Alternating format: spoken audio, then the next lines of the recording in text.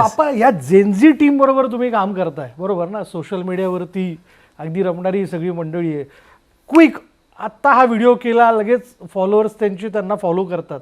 पण कसं म्हणजे तुम्ही कसे जेल झालात? मी एक बघतोय बाप्पा तुमचं विशेष आता थांबायचं नाही मध्ये सुद्धा तुमच्या नंतर त्याच्यानंतरची एक पिढी जी ती दिसते. तुम्ही कशा पद्धतीने स्वतःला जेल करून घेता यांच्याबरोबर? काय अनुभव आहे तुमचा? काय पूर्वी आमच्या वेळेस तुमच्यासारखा हा मीडिया नव्हता, आमच्याकडे फोन नव्हते, काही नव्हतं, पण तरी पण लोकांच्या मनात आम्ही असायचो. आता या सगळ्या मीडियांमुळे आम्ही लोकांसमोर आणखीन जास्त येतो. नवीन मुलं आहेत, हे प्रगल्भ आहेत. शिवाजी डोलताडे म्हणा, वायचळ म्हणा, शिवराज व्हायचं ते करताना असं वाटलं की यस हे काहीतरी योग्य दिशेने पाऊल टाकतायत.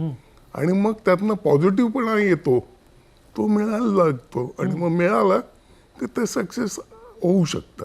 पण रमताय तुम्ही? रमतो. मी पाहिलंय, पण तुम्ही व्हॉट्सअप भले जास्त तुम्ही वापरत नसाल, पण तुम्ही रमताय सगळ्यांबरोबर. अरे काय त्यातला आनंद घेत जगलं ना तर त्यात मजा असते.